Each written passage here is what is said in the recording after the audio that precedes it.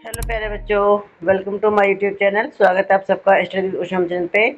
आज हम 7th class का पार्ट नंबर 5 साम्राज्यों के उदय के बारे में पढ़ेंगे। ठीक है, देखिए ये किसने कहा था कि जन विहीन देश नहीं हो सकता और देश विहीन राज्य नहीं हो सकता। जन विहीन का मतलब यानी कि जहाँ पर लोग ही ना हो वो देश नहीं हो सकता, और जिस देश में राज्य ना हो वो भी देश नहीं हो सकता। ऐसा किसने कहा था? ये कौटिल्य ने कहा था। ठीक है, तो ये जो आपको दिखा रखा है, ये दिखा रखा है बिहार की बराबर पहाड़ियों में स्थित शैलकृत ये गुफा दिखा रखी है। ठीक है, देखिए जब हम ये चैप्टर को पढ़ेंगे तो हमें इसको पढ़ते हुए हमें ये होगा कि साम्राज्य क्या होता है, इसका आंसर मिलेगा, और साम्राज्य का उदय कैसे हुआ और उन्होंने भारतीय सभ्यता को कैसे आकार दिया। ठीक है, तीसरा कि राज्य से साम्राज्य बनने में कौन कौन से तत्व सहायक हुए, और चौथा कि छठी शताब्दी सामंत पूर्व से दूसरी शताब्दी सामान्य शताब्दी पूर्व तक का जीवन कैसा था। ठीक है, इस चैप्टर को पढ़ते हुए हमें इन सारे सवालों के जवाब मिल जाएंगे। ठीक, आप ये देख सकते हो, ये एक चित्र दिखा रखा है, ये दिखा रखा है पाटलिपुत्र का एक कलात्मक चित्रण। ठीक है, जो पटना के समीप स्थित था। ठीक है, यानी कि जो पाटलिपुत्र है वो वर्तमान में जो पटना है उसके पास में ये स्थित था। ठीक है, ये देखो, ये है भविष्य भविष्य और ध्रुव अत्यंत आनंदित थे। उन्होंने अभी अभी अपने नवीन यंत्र इतिहास को सक्रिय किया था, जो उन्हें अतीत में ले जाने वाला एक काल यंत्र था। अपने इतिहास के अध्याय से संकेत ग्रहण कर उन्होंने अपनी प्रथम यात्रा के लिए पाटलिपुत्र भ्रमण का निश्चय किया। वे जानते थे कि यह नगर वहीं स्थित था जहाँ आधुनिक पटना है। ठीक है, यानी कि जो आधुनिक पटना है ये कहाँ स्थित था, इसको ही पाटलिपुत्र कहा जाता था। ठीक,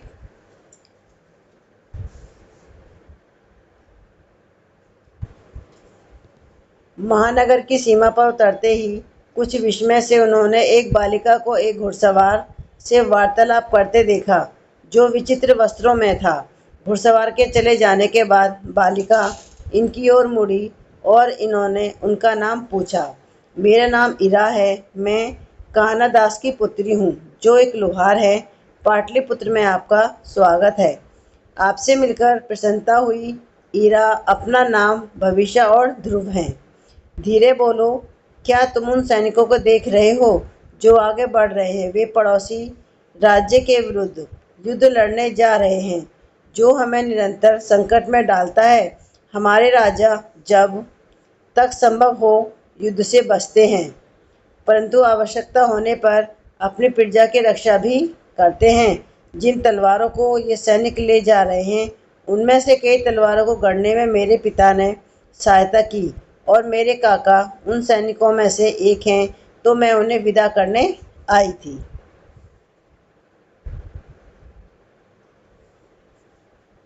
मुझे नहीं ज्ञात कि वे कब लौटेंगे। वे तीनों उस सेतु की ओर देखते हैं जिसमें से होकर सैनिकों का एक विशाल समूह नगर से बाहर जा रहा है। कुछ सैनिक अश्वों पर सवार हैं और सेना के प्रमुख हाथियों पर विराजमान हैं। इसके पश्चात तीनों बच्चे उसी सेतु से नगर में प्रवेश करते हैं। यह किस प्रकार का सेतु है? भविष्य ने पूछा। क्या इसके नीचे नदी है? यह सेतु हमारी सुरक्षा करता है, ईरा ने समझाया। जब भी नगर पर आक्रमण का संकट होता है तब इसे ऊपर उठा लिया जाता है। यह नदी नहीं है बल्कि एक गहरी खाई है। जब यह जल सेतु डाम्ब्रिज उठा लिया जाता है तब ध्रुव तक पहुंचना अत्यंत कठिन हो जाता है। क्या तुम दूर स्थित पर्वतों और वनों को देख रहे हो? ये हमारी इमारती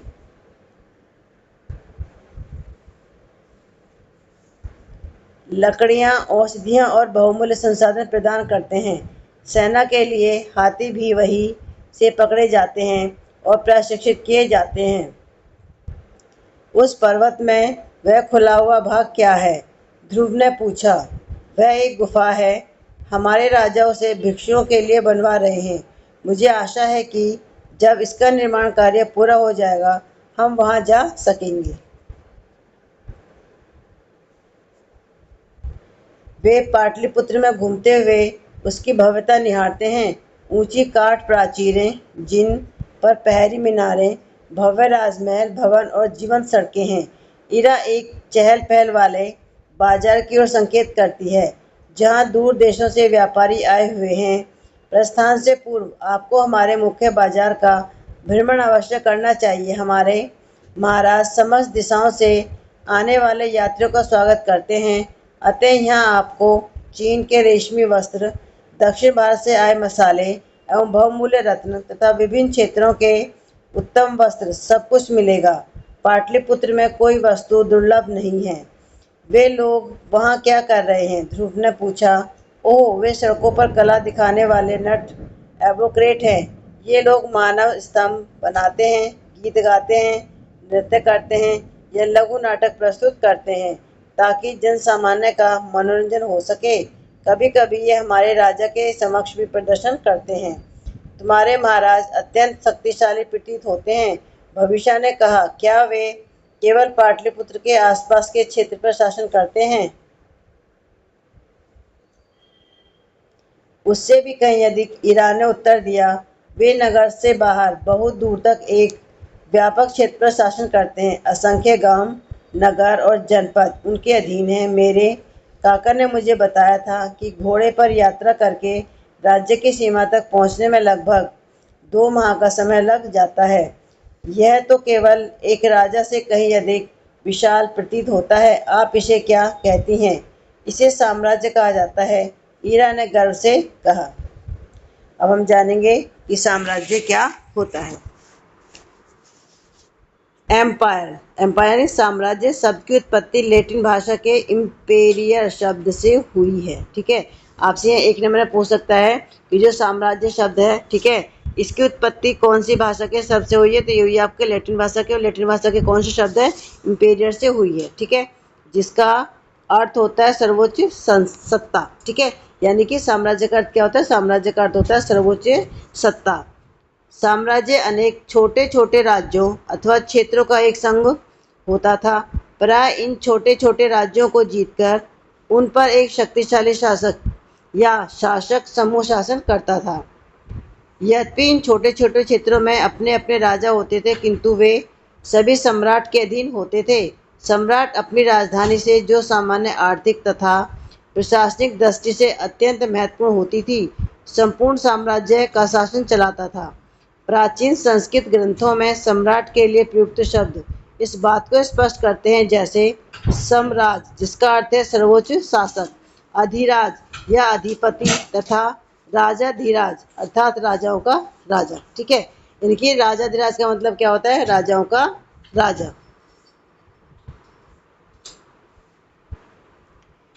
भारतीय इतिहास साम्राज्य से परिपूर्ण रहा है। वे अस्तित्व में आए, विस्तृत हुए, कुछ समय तक बने रहे, फिर उनका पतन हुआ और अंततः वे लुप्त हो गए।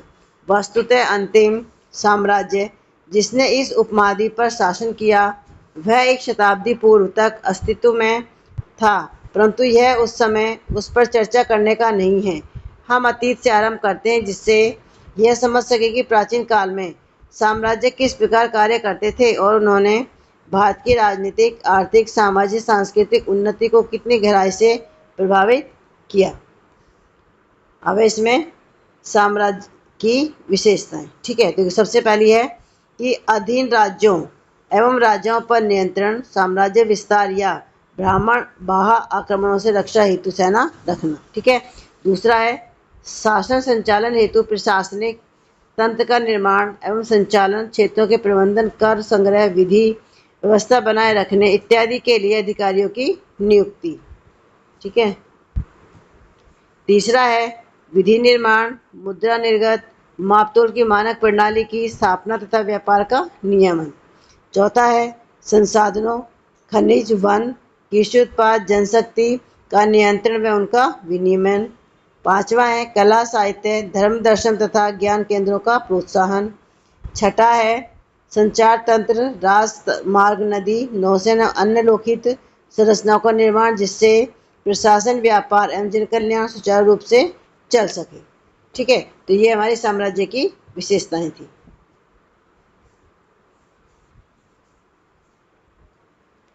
सामान्यतः सम्राट स्थानीय राजाओं या प्रमुखों को अपने प्रति निष्ठा तथा भेंट के बदले अपने क्षेत्रों का प्रशासन करने की अनुमति देते थे। देखिए, जो सम्राट होते थे या जो राजा होते थे वो क्या करते थे, जो उनके साथ में काम करते थे उनको अपने क्षेत्रों में प्रशासन करने की अनुमति देते थे। ठीक है, ये आप देख सकते हो कि सामरिक दृष्टि से महत्वपूर्ण स्थलों जैसे साम्राज्य की सीमाओं पर दुर्ग युक्त नगर, ठीक है, निर्मित किए जाते थे। फिर साम्राज्य विस्तार तो कोई राज्य सर्वप्रथम अपने समीपवर्ती क्षेत्रों पर आक्रमण कर उन्हें विजित करने का प्रयास करता था। ये आप चित्र के माध्यम से इन्हें आप देख सकते हैं। ठीक है, हम बात करते हैं व्यापार, व्यापारिक मार्ग तथा श्रेणी यानी गिल्ड। दूरस्थ क्षेत्रों में सैन्य अभियान संचालित करना जितना सरल प्रतीत होता है, वास्तव में उतना सरल नहीं होता। एक सेना का संचालन अत्यंत व्ययसाध्य होता है। सैनिकों को भोजन, वस्त्र, शस्त्र तथा वेतन देने की आवश्यकता होती है। हाथियों तथा घोड़ों का पालन पोषण करना पड़ता है, सड़कों तथा नौकाओं का निर्माण करना पड़ता है इत्यादि। इन सभी कार्यों को संपन्न कराने हेतु पर्याप्त आर्थिक सामर्थ्य, श्रमिकों पर नियंत्रण तथा संसाधनों तक पहुंच बहुत आवश्यक होती है। अब हम यह समझ सकते हैं कि आर्थिक गतिविधियां, विशेषकर उत्पादन तथा व्यापार, किसी साम्राज्य को बनाए रखने के लिए एवं प्रजा की समृद्धि और जीवन की गुणवत्ता के लिए अत्यंत आवश्यक है। यह प्रत्येक सुशासन के चिंतन का विषय होना चाहिए। अतः संपूर्ण साम्राज्य में तथा इसके बाहर भी व्यापारिक मार्गों की स्थापना एवं नियंत्रण अत्यधिक महत्वपूर्ण हो जाता है। इससे व्यापार की जाने वाली वस्तुओं की मात्रा तथा विविधता में वृद्धि होती है, जिससे उत्पादकों की आय तथा शासकों के राजस्व में वृद्धि होती है।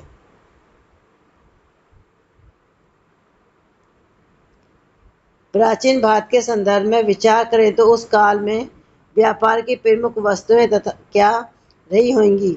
साहित्यिक ग्रंथों, प्राथमिक उत्खननों के आधार पर यह ज्ञात होता है कि वस्तु, सुगंधित पदार्थ, कृषि उत्पाद, रत्न, हस्तशिल्प की वस्तुएं तथा विविध पशु प्रमुख व्यापारिक वस्तुएं थीं। यह व्यापार केवल भारत तक सीमित नहीं था। अनेक भारतीय वस्तुएं स्थलमार्ग एवं जलमार्ग से दूरस्थ देशों तक जाती थी। अधिकांश स्थितियों में व्यापारी पृथक रहकर अपना व्यापार नहीं करते थे। उन्होंने शीघ्र ही यह अनुभव किया कि सामूहिक रूप से कार्य करना अधिक लाभकारी होता है और इसी से श्रेणियों, गिल्ड का विकास हुआ। श्रेणियां व्यापारियों, शिल्पकारों, साहूकारों तथा कृषकों के प्रभावशाली संगठन होते थे। उपलब्ध प्रमाणों के अनुसार प्रत्येक श्रेणी में एक प्रमुख, जो सामान्य निर्वाचित होता था, तथा कुछ कार्यकारी अधिकारी होते थे जिनमें सभी प्रकार के नैतिक गुण अपेक्षित थे। दो कारणों से व्यापारी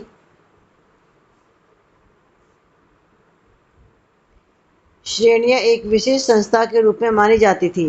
प्रथम, वे ऐसे लोगों को एकत्र करती थी जो परस्पर प्रतिद्वंदी नहीं अपितु सहकर्मी बन जाते थे। उन्होंने यह समझ लिया था कि संसाधनों, बाजार की सूचनाओं, मांग पूर्ति की स्थिति, श्रमिक व्यवस्था आदि का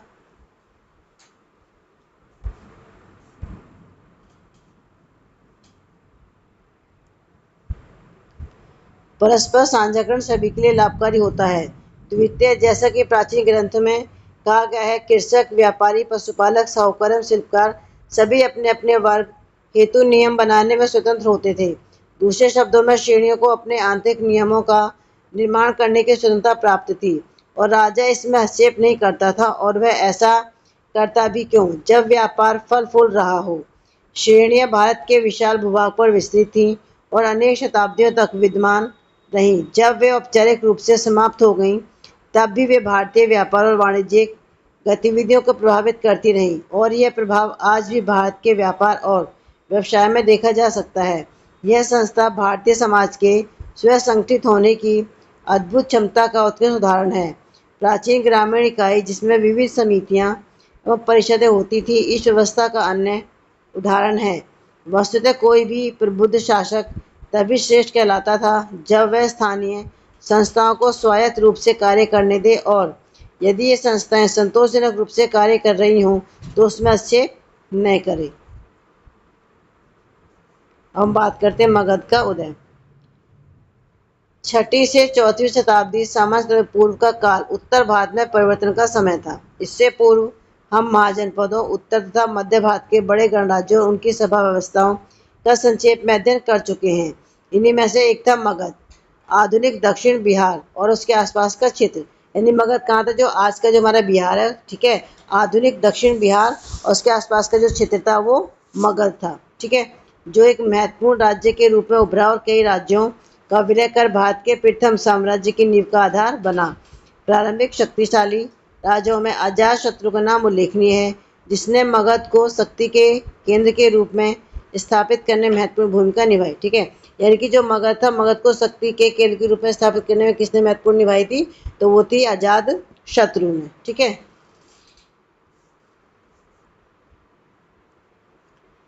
मगध साम्राज्य संसाधनों से समृद्ध, गंगा के उपजाऊ मैदानों में स्थित था, जहाँ उपजाऊ भूमि प्रचुर मात्रा में इमारती लकड़ी प्रदान करने वाले वन तथा हाथी जैसे महत्वपूर्ण पशु थे। यह भी ध्यान रखने वाली बात है कि लौह धातु का उपयोग कृषि एवं युद्ध कलाओं सहित अन्य तकनीकी परिवर्तनों का प्रमुख कारण बना। निकट के पर्वतीय क्षेत्रों से प्राप्त लौह अयस्क एवं अन्य खनिज संसाधन मगध साम्राज्य के विस्तार में अत्यंत सहायक सिद्ध हुए।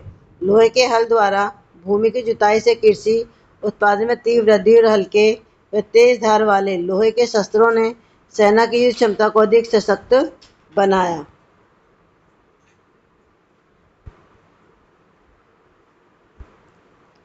अधिशेष सरप्लस अन्य उत्पादन ने अधिक लोगों को कला एवं शिल्प की ओर उन्मुख होने का अवसर प्रदान किया, जिनकी मांग साम्राज्य के भीतर और बाहर दोनों ही जगह थी। गंगा तथा सोन नदियों से व्यापार को भौगोलिक लाभ मिलता था, क्योंकि इनका उपयोग यातायात के लिए किया जा सकता था। फलते फूलते व्यापार ने राज्य की आय में वृद्धि तथा मगध के उत्थान में योगदान किया। 5वीं शताब्दी सामान्य शताब्दी पूर्व के लगभग महापद्म नंद मगध में प्रमुखता से उभरे और उन्होंने नंद वंश की स्थापना की। नंद वंश की स्थापना किसने की थी? तो वो की थी महापद्म नंद ने, ठीक है। यहाँ से आपसे क्वेश्चन पूछ सकता है। उन्होंने छोटे छोटे राज्यों को सफलतापूर्वक संगठित किया तथा अपने साम्राज्य का विस्तार उत्तरी तथा पूर्वी भारत में किया। जैसे जैसे उनकी अर्थव्यवस्था समृद्ध हुई, उन्होंने अपनी आर्थिक शक्ति के प्रदर्शन हेतु सिक्कों का प्रचलन आरंभ किया। ग्रीक विवरणों से यह भी ज्ञात होता है कि नंदवंश के पास एक विशाल सेना थी। नंदवंश के विभिन्न लेखों से ऐसा प्रतीत होता है कि इस वंश का अंतिम शासक धनानंद अत्यधिक धनवान होने के बावजूद अत्यंत अलोकप्रिय हो गए। यानी कि नंदवंश का जो अंतिम शासक था उसका नाम था धनानंद, ठीक है, क्योंकि वह अपनी प्रजा का उत्पीड़न व शोषण करता था। इससे नंदवंश की पराजय तथा विशालतम साम्राज्य में से एक मौर्य साम्राज्य में इसके समाहित होने का मार्ग प्रशस्त हो गया, ठीक है।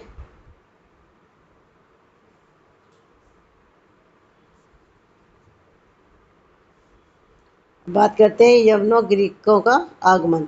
जब भारतीय उपमहाद्वीप के पूर्वी भाग में स्थित मगध में विविध घटनाएं घटित हो रही थी, उस समय उत्तर पश्चिम क्षेत्र में क्या हो रहा था? यह भाग एक प्राचीन मार्ग के निकट स्थित था, जो भूमध्य सागरीय क्षेत्र को भारत से जोड़ता था, और यहाँ अनेक लघु राज्य विद्यमान थे। ग्रीक वृत्तांतों के अनुसार उन राज्यों में पौरव वंश प्रमुख था, जिसके शासक राजा पुरु या पौरस थे, ठीक है। बात करते हैं शक्तिशाली मौर्य साम्राज्य। उत्तर पश्चिम की संक्षिप्त यात्रा के उपरांत आइए हम पुनः मगध लौटे, जहां हमने नंद साम्राज्य का अंत देखा। जब अलेक्जेंडर अपनी सेना के साथ भारत से लौट गया, उसके कुछ वर्षों बाद लगभग 321 सामान्य शताब्दी पूर्व में एक नए वंश साम्राज्य का उदय हुआ, मौर्य साम्राज्य, जिसकी स्थापना चंद्रगुप्त मौर्य ने की। यानी कि मौर्य साम्राज्य की स्थापना किसने की थी? वो की थी चंद्रगुप्त मौर्य ने, ठीक है। इस प्रतापी राजा ने शीघ्र ही नंद साम्राज्य के क्षेत्रों को अपने अधीन कर लिया और मगध साम्राज्य का निरंतर विस्तार किया।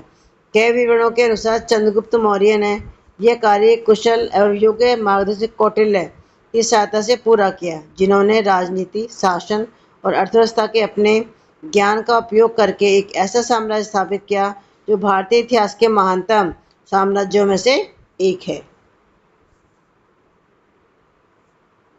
अब हम बात करते हैं कौटिल्य की कहानी। बौद्ध ग्रंथों के अनुसार कौटिल्य, जिन्हें कभी कभी चाणक्य या विष्णुगुप्त भी कहा जाता है, यानी कि चाणक्य या विष्णुगुप्त किसको कहा जाता है? तो कहा जाता है कौटिल्य को, ठीक है। यहाँ से एक नंबर में आपसे क्वेश्चन पूछ सकता है। विश्वविख्यात तक्षशिला वर्तमान तक्षशिला विश्वविद्यालय के आचार्य थे। उनकी प्रसिद्ध कथा की शुरुआत अत्यंत अलोकप्रिय शासक घनानंद के दरबार से होती है।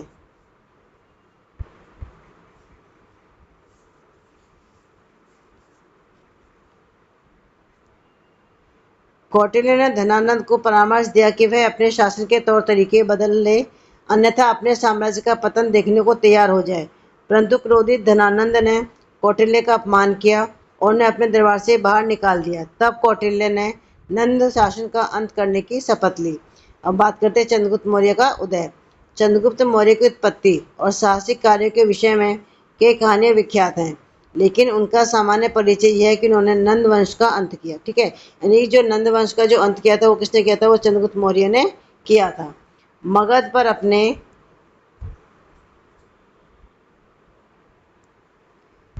शासन की नींव रखी और पाटलिपुत्र को अपनी राजधानी बनाया। क्या आपको स्मरण है कि मगध को अपनी भौगोलिक स्थिति, सुदृढ़ आर्थिक प्रणाली और समृद्ध व्यापार के कारण कई लाभ थे? इन सबके साथ ही कुशल रणनीतिकार कौटिल्य की सलाह ने चंद्रगुप्त मौर्य को धीरे धीरे अपने साम्राज्य का विस्तार करने में सहायता की। चंद्रगुप्त मौर्य ने उत्तर पश्चिम में अलेक्जेंडर द्वारा नियुक्त ग्रीक क्षत्रपों को हराया और इस क्षेत्र को एक ऐसे साम्राज्य के रूप में एकीकृत किया जो उत्तर भारत के मैदानी भाग से लेकर दक्षिण के पठार तक फैला हुआ था। चंद्रगुप्त मौर्य ने ग्रीकों को पराजित करने के बाद भी उनके साथ राजनयिक संबंध बनाए रखे और अपने दरबार में एक ग्रीक इतिहासकार और राजनयिक मेगस्थनीन का स्वागत किया, जिसने अपनी पुस्तक इंडिका में भारत की इंडिका के लेखक कौन है? ये थे आपके मेगस्थनीज। ठीक है, भारत की अपनी यात्राओं के बारे में लिखा। यह अपनी तरह का पहला लिखित विवरण था जो दुर्भाग्यवश आज पूर्ण रूप से उपलब्ध नहीं है। इसके कुछ अंश भारतीय ग्रीक विद्वानों द्वारा लिखे गए हैं।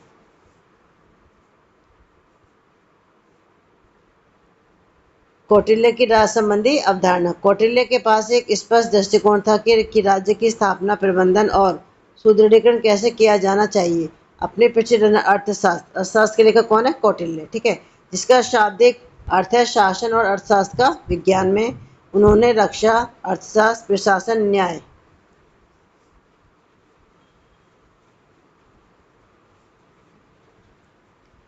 नगर नियोजन, कृषि व्यवस्था तथा लोक कल्याण जैसे कई विषयों में दिशा निर्देशों का वर्णन किया है। उनकी प्रमुख राजनीतिक अवधारणाओं में एक सप्तांग सिद्धांत, जिसके अनुसार राज्य 7 भागों से निर्मित होता है।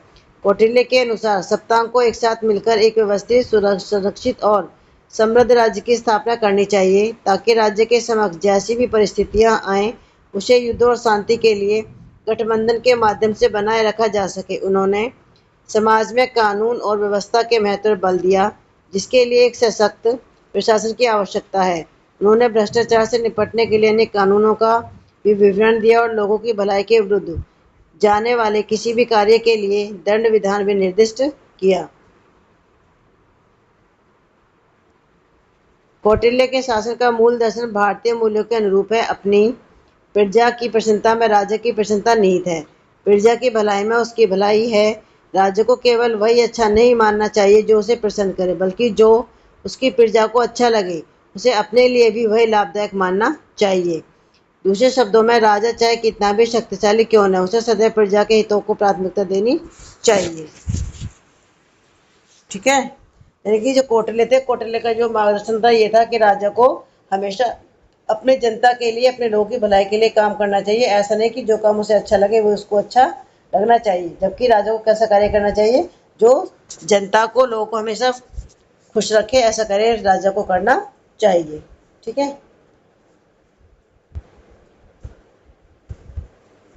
और हम बात करते हैं शांति का चयन करने वाले राजा। मौर्य वंश के एक और राजा अशोक 268 से 232 संवत्सर पूर्व के चंद्रगुप्त के पौत्र अशोक को प्रशासनिक और धार्मिक दृष्टि से अनेक महत्वपूर्ण उपलब्धियों का श्रेय दिया जाता है। अपने शासन के आरंभिक काल में अशोक अत्यंत महत्वाकांक्षी थे। उन्हें विरासत में एक विशाल साम्राज्य प्राप्त हुआ था, जिसे उन्होंने भारतीय उपमहाद्वीप के दक्षिणी भाग को छोड़कर संपूर्ण भूभाग में विस्तृत किया। इसमें वर्तमान बांग्लादेश, पाकिस्तान तथा अफगानिस्तान के कुछ भाग भी शामिल थे। हालांकि राज्य विस्तार की प्रक्रिया में घटित एक युद्ध ने अशोक के जीवन की दिशा ही बदल दी। उनके एक शिलालेख के अनुसार उन्होंने एक बार कलिंग कलिंग यानी कि जो आधुनिक जो हमारा उड़ीसा है, ठीक है। कलिंग का पुराना नाम क्या था, सॉरी उड़ीसा का पुराना नाम क्या था, कलिंग पर आक्रमण किया तथा भयंकर युद्ध लड़ा। युद्ध क्षेत्र में भारी विनाश और मृत्यु को देखकर अशोक ने हिंसा का परित्याग कर यथासंभव शांति और अहिंसा के मार्ग को अपनाने का निर्णय लिया, जो महात्मा बुद्ध की शिक्षा के अनुरूप था, ठीक है। बुद्ध की शिक्षाओं को अपनाने के उपरांत अशोक ने बुद्ध के संदेश को दूर दूर तक प्रसारित करने के लिए श्रीलंका, थाईलैंड, मध्य एशिया और उससे भी आगे तक अपने दूत भेजे। अशोक ने अपने साम्राज्य के कई स्थानों पर चट्टानों या स्तंभों पर शिलालेख उत्कीर्ण करवाए थे, इसलिए इतिहासकार ने कभी अशोक को महासंचारक भी कहा है। इन शिलालेखों में जन सामान्य के लिए संदेश थे और उन्हें धर्म का पालन करने के लिए प्रोत्साहित किया गया था। अधिकांश शिलालेख भारत के कई भागों में लोकप्रिय प्राकृत भाषा में उत्कीर्ण थे। ये शिलालेख ब्राह्मी लिपि में लिखे गए थे। ब्राह्मी भारत के सभी क्षेत्रीय लिपियों की जननी मानी जाती है।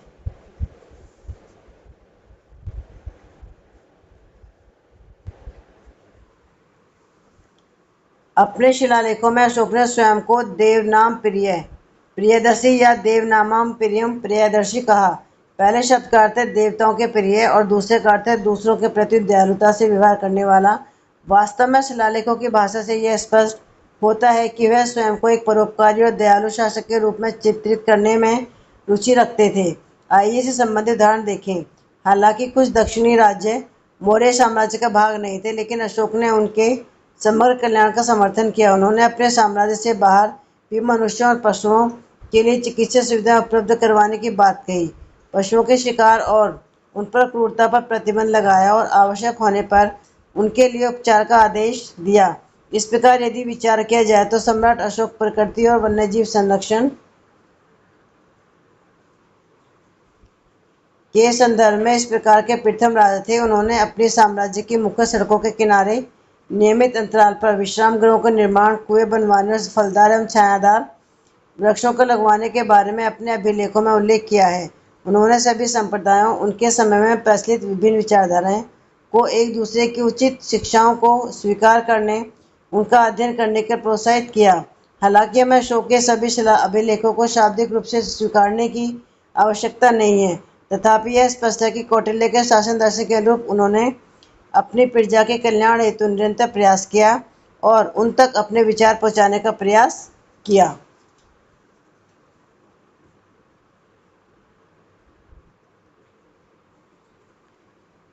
अशोक की मृत्यु के बाद मौर्य साम्राज्य लगभग आधी शताब्दी तक चलता रहा। हालांकि उनके उत्तराधिकारी साम्राज्य को एकजुट रखने में असमर्थ रहे और कई छोटे राज्य टूट गए और स्वतंत्र हो गए।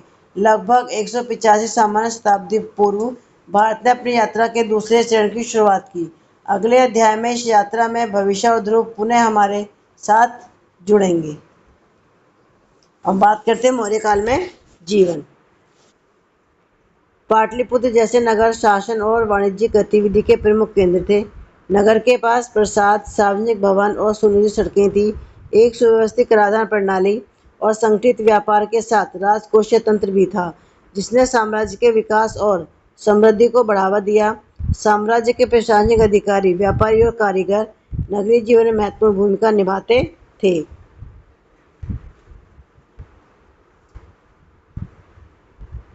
मैगस्थनीज के विवरण से भी उस समय राजा के समाज पर कुछ प्रकाश पड़ता है। जनसंख्या में एक बड़ा भाग कृषि में संलग्न था, जो मगध साम्राज्य के लिए राजस्व का एक महत्वपूर्ण स्रोत था। एक वर्ष में 2 फसलें बोई जाती थी, क्योंकि गर्मी और सर्दी दोनों में वर्षा होती थी। इससे स्पष्ट होता है कि दुर्भिक्ष की संभावना कम थी और लोगों को पर्याप्त भोजन उपलब्ध था। किसी भी संभावित स्थिति के लिए अन्न भंडारों में पर्याप्त अन्न होता था। अगर आसपास युद्ध छिड़ भी जाए तो भी किसानों को इससे बचाया जाता था और किसी कार्य को क्षति नहीं पहुंचाई जाती थी। लोहार, कुम्हार, बढ़ई, जौहरी और अन्य कारीगर नगरों में रहते थे। नगर भली भांति योजनाबद्ध थे और सड़कों पर पहचान सूचक लगे होते थे। संदेश वाहकों के माध्यम से संचार होता था, जो एक स्थान से दूसरे स्थान पर संदेश पहुंचाते थे, पर लकड़ी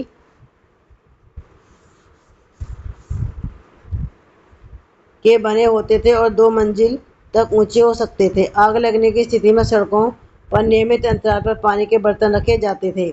बाद के विवरणों में उल्लेख है कि लोग सूती कपड़े पहनते थे जो घुटनों से नीचे टखनों तक पहुंचते थे और ऊपरी वस्त्र को वे अपने कंधों पर डालते थे। कुछ लोग अलंकृत चमड़े के जूते पहनते थे और उन जूतों के तलवे मोटे होते ताकि वे लंबे दिखें।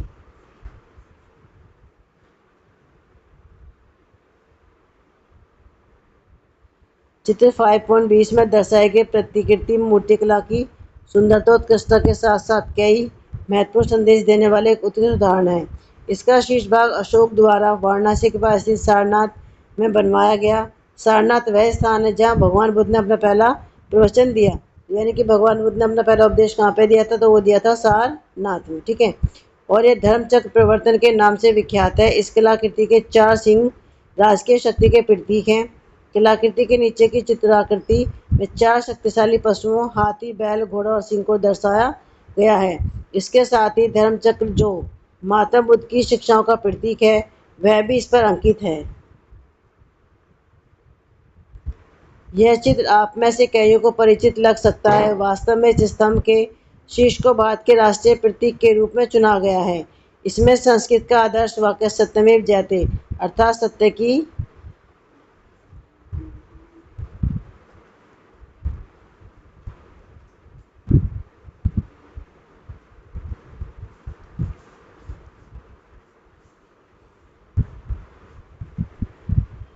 ही विजय होती है जोड़ा गया है। बाईं ओर राष्ट्रीय प्रतीक देखें। इसके अतिरिक्त हमारे राष्ट्रीय ध्वज के मध्य में धर्म चक्र भी अंकित है।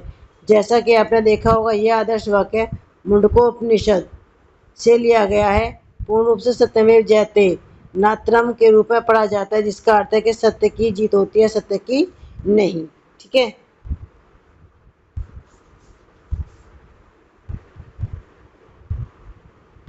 हम बात करते हैं साम्राज्यों की दुर्बलताएं। आप आगे कक्षा में विश्व के अन्य स्थानों पर अतीत के शक्तिशाली साम्राज्यों के बारे में पढ़ेंगे, जैसे रोमन, फारसी, ऑटोमन, स्पेनिश, रूसी, ब्रिटिश इत्यादि। वे सभी बहुत पहले ही समाप्त हो चुके हैं, परंतु इतिहासकार इन साम्राज्यों के पतन के कारणों पर निरंतर चर्चा करते रहते हैं। जैसा कि हमने देखा, इन कारणों से साम्राज्य के कुछ क्षेत्रों का स्वतंत्र होने का प्रयास है। ऐसा तब होता है जब सम्राट को युद्ध या सूखे के समय अधिक संसाधनों की आवश्यकता होती है। इसके फलस्वरूप स्थानीय शासकों पर की मांग बढ़ जाती है। इसमें उनमें असंतोष की स्थिति उत्पन्न होती है। यदि एक शक्तिशाली सम्राट के बाद एक दुर्लभ सम्राट आता है तो स्थानीय राजा या प्रमुख इस अवसर का लाभ उठाने का प्रयास करते हैं और सम्राट को कर देना बंद कर देते हैं। साथ ही एक साम्राज्य जितना वृहद होता है उसे एक साथ संगठित रखना उतना ही कठिन होता है, जैसे कि अलेक्जेंडर के साथ हुआ। सुदूर क्षेत्र प्राय साम्राज्य से अलग होने वाले पहले क्षेत्र होते हैं। अंत में प्राकृतिक आपदाओं जैसे लंबे समय तक सूखा या बाढ़ के कारण होने वाले आर्थिक संकट भी साम्राज्य के पतन का कारण बनते हैं। अतः साम्राज्य अपने आप में एक विरोधाभास की तरह है। एक ओर वे राजनीतिक एकता स्थापित कर सकते हैं, जैसे कि मौर्य साम्राज्य ने लगभग संपूर्ण भारतीय उपमहाद्वीप में किया था। वे छोटे छोटे राज्यों के बीच में युद्ध को कम या समाप्त भी कर सकते हैं। वास्तव में एक सुप्रबंधित साम्राज्य छोटे युद्धरत राज्यों की तुलना में अधिक समृद्धि ला सकता है। दूसरी ओर साम्राज्य सामान्यतः निरंतर युद्ध के द्वारा स्थापित होते हैं और अपना अस्तित्व शक्ति और दंड के द्वारा बनाए जाते हैं, जिससे वे समय के साथ आंतरिक रूप से दुर्लभ और अस्थिर हो जाते हैं। आगे बढ़ने से पहले कि साम्राज्य अनेक छोटे छोटे राज्यों और क्षेत्रों से मिलकर बना होता है। यानी कि साम्राज्य क्या होता है, साम्राज्य अनेक छोटे छोटे राज्य जो क्षेत्र होते हैं उनके इनसे मिलकर बड़ा होता है। ठीक है, सम्राट अपने साम्राज्य का विस्तार मुख्यतः प्रसिद्धि प्राप्त करने, शक्ति अर्जित करने, सैन्य शक्ति, संसाधनों और आर्थिक जीवन को नियंत्रित करने के लिए करते हैं। ठीक है, दूसरा है कि भारत के प्रारंभिक साम्राज्य पृथ्वी प्राकृतिक संसाधनों, सिंचाई, परिवहन के लिए नदियों की उपस्थिति तथा व्यापार के लिए विभिन्न प्रकार के उत्पादों से संपन्न क्षेत्रों से उदित हुए। उत्तर पश्चिम भारत में अलेक्जेंडर के अभियान का प्राचीन प्रभाव सीमित था, लेकिन इसने भारतीय ग्रीक सांस्कृतिक संपर्कों के द्वार खोल दिए। फिर हकीम मौर्यों ने एक विशाल साम्राज्य बनाया जिसकी विरासत शताब्दियों तक चली। उनकी विरासत में व्यापारिक मार्गों और आर्थिक प्रणालियों को सुदृढ़ करना, व्यापार के लिए सिक्कों का व्यापक उपयोग, उत्कृष्ट रूप से संरचित की गई नगरीय बस्तियां प्रशासन की एक विस्तृत प्रणाली सम्मिलित है। उन्होंने कला और वास्तुकला को प्रोत्साहन दिया। अशोक अपनी उपलब्धियों का प्रसार करने और एक दयालु सम्राट की छवि प्रस्तुत करने के उत्सुक थे। उन्होंने अपनी प्रजा को धर्म का पालन करने के लिए प्रोत्साहित किया। ठीक है, तो ये चैप्टर बहुत ही अच्छा था नए सिलेबस के अकॉर्डिंग। ठीक है, अगर आप मेरे चैनल पर नए हैं तो प्लीज़ मेरे चैनल को लाइक और सब्सक्राइब जरूर करें, साथियों और बच्चों को भी शेयर करें ताकि बच्चों को इसका फ़ायदा मिल सके। आज की वीडियो में बस इतना ही, मिलते हैं आपसे नेक्स्ट वीडियो में। Thank you.